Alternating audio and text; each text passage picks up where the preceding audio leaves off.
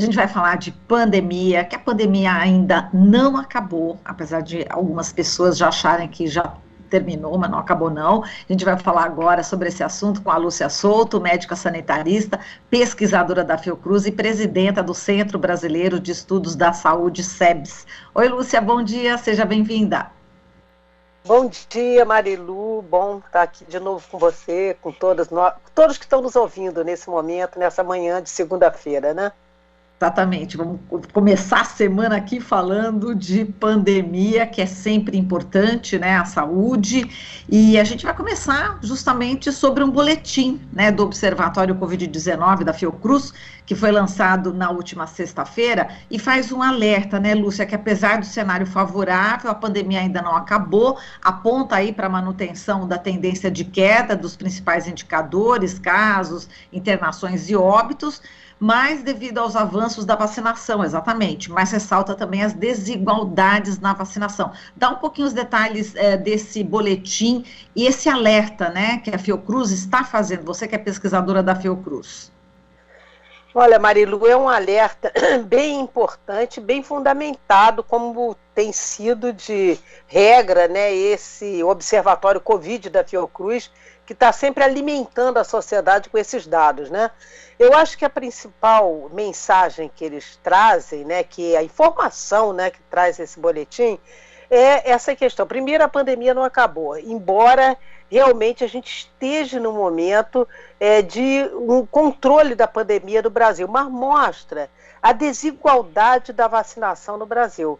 Enquanto São Paulo, por exemplo, a gente tem um patamar de primeira dose de 90%, da segunda dose também praticamente em torno disso, e a terceira dose em torno de 56%, 60%, você tem no Amapá, por exemplo, a primeira dose 60%, segunda dose 40% e a terceira dose pouco superior a 10%.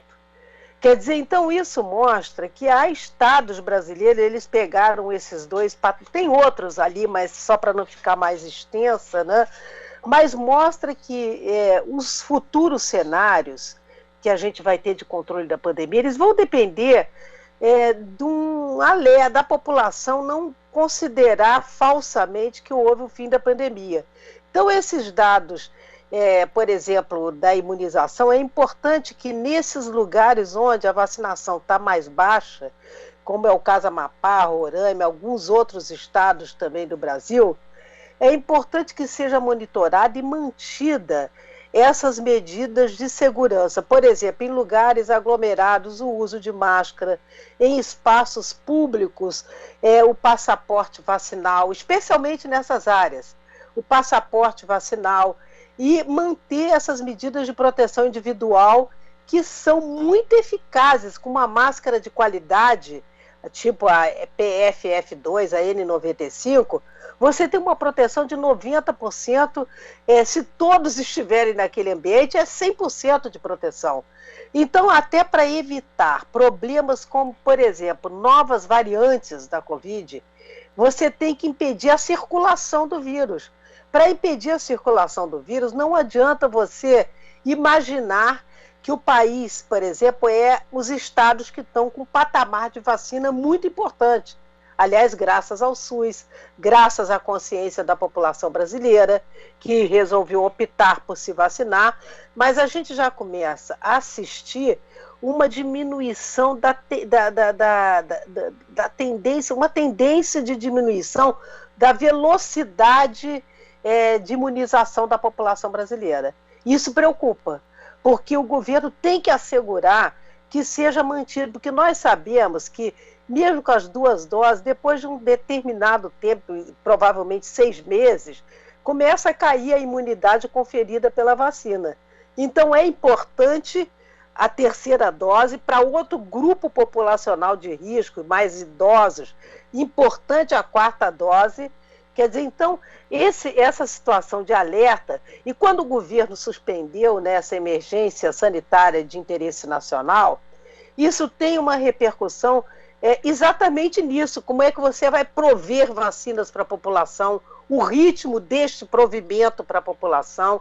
Então, há uma cautela necessária que é fundamental, porque, claro, todo mundo está cansado da pandemia, todo mundo feliz, e todos nós estamos felizes mesmo pelo controle da pandemia. No momento, estamos numa situação relativamente confortável, mas para mantê-la é necessário manter esse alerta que o boletim do Observatório da Fiocruz coloca com muitas informações bem objetivas, né? Com o número de casos, o patamar de vacinação nos vários lugares, quer dizer, trazendo essa informação de que é importante, por exemplo, enfrentar essas desigualdades regionais, que não está sendo trabalhada devidamente. E Lúcia, falando em variantes, né, a gente teve aí um estudo apontando uma alta probabilidade de surgirem novas variantes mais perigosas da Covid-19 nos próximos meses. É a conclusão aí de um estudo feito por pesquisadores do Instituto de Ciências Biomédicas da USP, em parceria com o Instituto de Química, também da Universidade de São Paulo, e o Hospital Sírio-Libanês, lembrando sempre com o apoio da FAPESP, né? Eles revisaram mais de 150 artigos, né, e constataram que o vírus tem se tornado mais inteligente, né, resistente ao sistema imune e também com maior potencial de transmissão. Esse estudo foi publicado na revista Viruses. Como é que você vê essa conclusão, né? A gente, quando viu esse estudo na semana passada, para a gente só trazer a Lúcia logo para falar sobre, enfim, essa probabilidade de novas variantes mais perigosas. Como é que você viu, como é que você recebeu essa notícia? E tem a ver exatamente com todos os cuidados que você acabou de falar, não é, Lúcia? Eu acho que é exatamente essa probabilidade, óbvio, que ela está no cenário. Essa probabilidade de variantes que fujam da imunidade dada pelas vacinas atuais disponíveis, né? E por isso também, tanto a OMS quanto os Estados Unidos já colocaram que não é momento de decretar o fim da pandemia a nível global, inclusive para todo mundo. Então é um alerta importante, porque essas variantes mais perigosas, como o estudo acha e considera em cima de uma revisão muito rigorosa que eles fizeram, né, de uma variante que possa ser mais transmissível, que possa ser mais agressiva e que fuja, e isso que é o maior problema, né? Porque ela vai se transformando, o vírus se transforma, né? E vai se adaptando para poder sobreviver, que também fuja da imunidade conferida pelas vacinas. Então é um alerta importante. Para isso ser evitado, é importante medidas de controle da circulação do vírus, que são essas medidas que a gente vem apregoando desde o início da pandemia. Nesse momento, por exemplo, esse cenário descrito pelo Observatório Covid da Fiocruz, que mostra essa desigualdade das vacinas, as pessoas não imunizadas, elas não estão protegidas. A gente sabe que a vacina não protege contra a doença. Ela protege contra casos graves e a morte, que já é muita coisa, e por isso nós estamos numa situação confortável, porque também o Brasil já teve várias variantes, a Delta, a Ômicron que hoje está afetando o território chinês de uma maneira gigantesca, né? Mas essa quantidade de vacinas, de adesão à vacina do povo brasileiro, somada com essa infecção que também circulou velozmente, no caso da Ômicron, nos dá essa proteção momentânea, digamos assim. Mas isso não impede que a gente tenha, e esses estudos revelam isso, toda a cautela para novas variantes. Por isso a OMS também não decreta o fim da emergência, porque coloca o quê? Precisamos ter monitoramento, vigilância genômica para saber quais são os vírus e quais são as variantes que estão entrando e que tipo de variantes são essas. Então, todo um sistema de vigilância em saúde, digamos assim, que a gente precisa ter, e que, no caso do Brasil, o fim da emergência sanitária, que a gente está contestando, o Conselho Nacional de Saúde, a Frente pela Vida, o CONAS, o CONASEMES, estão contestando e vão... essa semana já entraram em Brasília, o próprio Conselho Nacional de Saúde, contestando esse fim da emergência, porque ele implica em agilidade de recursos e iniciativas para a gente estar realmente fazendo esse monitoramento. Então, esse monitoramento, testagem, tudo isso vai ser afetado com essa decretação do fim da emergência sanitária de interesse nacional. Então, são consequências, não é só, estamos discordando do fim por uma questão teórica. Não, ela tem consequências práticas inúmeras, já alertaram o CONAS, o CONASEMES e o próprio Conselho Nacional de Saúde e a Frente pela Vida. Exato. E, Lúcia, a gente viu aqui, né, nesse estudo, que 74%, né, das transmissões pela variante Delta foram feitas por assintomáticos, né? E na variante original, as pessoas começavam a transmitir o vírus um dia antes do início dos sintomas. Já na Delta, isso passou a acontecer com 2 dias de antecedência. Então, portanto, essa questão da máscara é fundamental, porque se os assintomáticos que estão passando, né, o vírus, a gente precisa ter muita cautela. E essa questão do fim do estado de emergência realmente é completamente equivocado, né? Essa proteção da máscara, ela é uma coisa simples de ser feita, tem uma eficácia gigantesca, então é importante o uso da máscara de qualidade, especialmente em lugares de aglomeração, em espaços públicos, em transportes coletivos. Quer dizer, as prefeituras deviam estar oferecendo para a população, inclusive na porta dos transportes coletivos, para que a gente, isso interessa a toda a sociedade. Quer dizer, que você mantenha essas condições de prevenção e proteção que a máscara confere. Então, eu acho que esse estudo mostra isso.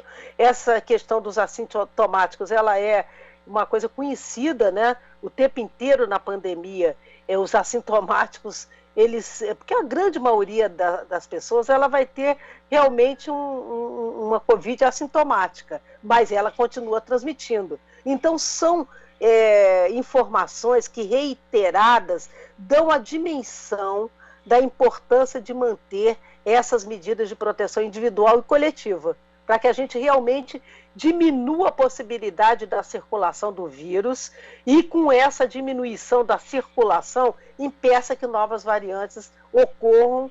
Aí também é uma questão global, porque a situação a nível mundial também, ela não está controlada, e a gente sabe que hoje a circulação no mundo é muito mais rápida. Então, esse alerta, ele é absolutamente necessário. Vamos falar aqui do que está preocupante, né, Lúcia, a questão lá no Ceará em relação aí às crianças, né, mas por infecções respiratórias, né, o Ceará registrou uma média móvel de 213,9 crianças internadas em leitos de enfermaria, né, em decorrência dessas infecções, e o número, né, é resultado justamente da média de internações pediátricas registradas em 7 dias, e é a maior média desde o início da pandemia da Covid-19 em 2020. Então, temos aí um aumento aí exponencial nos casos graves de crianças internadas por bronquiolites e ainda asmáticos, né, e de pneumonias graves. E aí está preocupando bastante, né, os profissionais de medicina ali do Ceará. Portanto, é importante também a vacina contra a gripe, não é isso, Lúcia, nesse momento, principalmente em relação às crianças e aos idosos? É muito importante a vacina contra a gripe, está muito baixa a adesão à vacina contra a gripe. Então, como também sarampo, que é uma outra coisa que dá uma síndrome respiratória importante, o sarampo também. Então, tudo isso são fatores que já estão mostrando na prática, né, as consequências de você diminuir a oferta de vacinas, de não ter campanha. É a primeira vez que o Brasil não tem campanha nenhuma de vacinação. Quer dizer, então isso repercute na não adesão, porque a população não está sabendo, não está bem informada, não está com essa informação disponível e também não está nem com as vacinas disponíveis, o que é mais grave. Então, esse tipo de situação a gente precisa realmente, houve até o próprio Conselho Nacional de Saúde, junto com a OPAS, lançou há 2 semanas atrás uma campanha para estimular a vacinação, porque a gente está percebendo a gravidade dos casos de sarampo que estão vindo, das síndromes respiratórias agudas em crianças, como está mostrando essa situação do Ceará. Então, tudo isso tem uma maneira de você enfrentar. Primeiro, campanha para sensibilizar pais para essa vacinação infantil. E, ao mesmo tempo, você ter as vacinas disponíveis, o que está sendo refletido nessa lentidão de vacinação, tanto do sarampo. São situações muito objetivas, sabe, Marilu? Então, esse alerta que está mostrando a situação do Ceará, ele pode se espalhar, porque a gente está em crianças, realmente esses casos com bronquiolite são casos graves, e é importante a gente proteger todo mundo, as nossas crianças, com relação a esses efeitos da gripe, da síndrome respiratória aguda provocada pela influenza. Exato. Agora estava vendo um pouco mais aqui o estudo, né, que a gente estava falando dos casos graves que podem acontecer ainda, né, variantes mais graves, mais contagiosas, e uma das especialistas estava dizendo que, de repente, não só, né, as células pulmonares podem ser afetadas, né, como também as células neurológicas. Quer dizer, existe esse risco, esse estudo científico, né, que foi feito, enfim, a gente precisa realmente ficar bastante alerta em relação a isso, porque as complicações vão ser piores ainda do que a gente já está vendo, né, Lúcia? Porque a adaptação dos vírus, ela tem essa... Primeiro que aprendemos no processo da pandemia da Covid-19, que é uma doença sistêmica. O principal órgão que nós vimos atingido foi o pulmão, com as síndromes respiratórias agudas, que levou muitas pessoas a UTIs e necessidade de respiradores, mas a gente sabe que é uma doença sistêmica, atinge vários órgãos. E essas novas variantes, nada impede que eles se adaptem e comecem a atingir de uma maneira sistêmica outros órgãos do corpo. Então, isso é algo previsto mesmo, que pode agravar, e esse agravamento de fugir da imunidade das vacinas, que é mais sério. Quer dizer, então, o que nós estamos nos protegendo hoje pode não vir a proteger no futuro. Então, isso é um alerta importantíssimo. A transmissibilidade ser mais acelerada, como foi, de fato, a primeira variante tinha uma transmissibilidade de 1:2, a Delta já era 1:5, a Ômicron já foi 1:10. Quer dizer, então, se você tem uma variante que, para se adaptar, começa também a ter uma transmissibilidade maior e também maior agressividade. Então, tudo isso mostra, por razões assim bastante claras a nível tanto da OMS, dos Estados Unidos, e também aqui nós estamos alertando o Conselho Nacional Frente pela Vida, CONAS, CONASEMS, que precisamos continuar alertas. E essa semana vai ser uma semana importante nessa direção da reversão dessa medida do governo de decretar o fim da emergência sanitária no Brasil. Exato, e tudo isso só para a gente concluir, né, que nosso tempo já está esgotando, Lúcia. A gente tem aí as eleições, né, em outubro, saúde é política, né, enfim, educação é política, tudo é política, e é importante que a gente fique atentos, né, enfim, porque em outubro está aí, a eleição está aí, essa pauta da saúde, pandemia tem que estar presente, né, Lúcia? Muito presente. Nós estamos há 5 meses da eleição, hoje é dia 2 de maio, a eleição é 3 de outubro, e nós estamos, os movimentos da área da saúde pública brasileira, estão organizando uma grande conferência popular dia 5 de agosto. Estamos já na construção dos comitês populares pró-conferência, com uma agenda de um documento preliminar, que será preliminar até o dia 5 de agosto, que é a data da conferência, né, com algumas diretrizes. Não é um programa de governo, mas são diretrizes. A primeira é saúde 100% pública, porque não admitimos essa questão, e a Private Senior mostrou isso, né, quando a saúde vira negócio, é uma situação que a vida fica secundária diante dos interesses do lucro de determinados lugares, né? A segunda é que o orçamento do Brasil, a saúde movimenta 9,6 por cento do produto interno bruto brasileiro. Mas esses recursos que movimentam a área da saúde, mais da metade estão direcionados para o setor privado, planos de saúde retirada do próprio bolso para comprar medicamento para isso. Quer dizer, então nós precisamos inverter essa questão, além de ter um financiamento sustentável, nós estamos propondo que o financiamento para a área da saúde ele não seja vinculado a um percentual do PIB, porque em momentos de crise a receita pode diminuir, mas não pode diminuir o volume de recursos para a saúde. Para isso, nós estamos já construindo uma outra proposta, que é uma proposta do financiamento ser em cima das necessidades de saúde da população. E sabemos que isso é possível, que é financiável e que tem todas as condições para isso. E a terceira questão é a carreira de Estado, né, outra diretriz, porque eu já coloquei a questão da saúde 100% público, diminuir a escalada da privatização, com proposta de reforma tributária e uma reforma no modelo, no padrão de financiamento da saúde, né, que permanece com essa atual proposta, não tem solução, né? E a questão também de considerar, como você muito bem pontuou, a saúde como um eixo estratégico de desenvolvimento. E isso nós vamos apresentar a todos os partidos, porque nós consideramos que a pandemia já mostrou, entendeu, que nós estamos assim num alerta sanitário global daqui para frente para várias outras situações que a gente pode vir a ter. Então é uma grande mobilização, sabe, Marilu? 2022 é o ano das nossas vidas, no sentido de reverter e fazer uma reconstrução do país, né? Devastado por uma situação de ausência de direitos, e a saúde é uma política pública estratégica nessa reconstrução. Muito bem, com essa reflexão super importante, a gente termina aqui a nossa conversa. Lúcia, muitíssimo obrigada e até uma próxima, hein? Até a próxima, Marilu. Bom dia. Bom dia, beijo.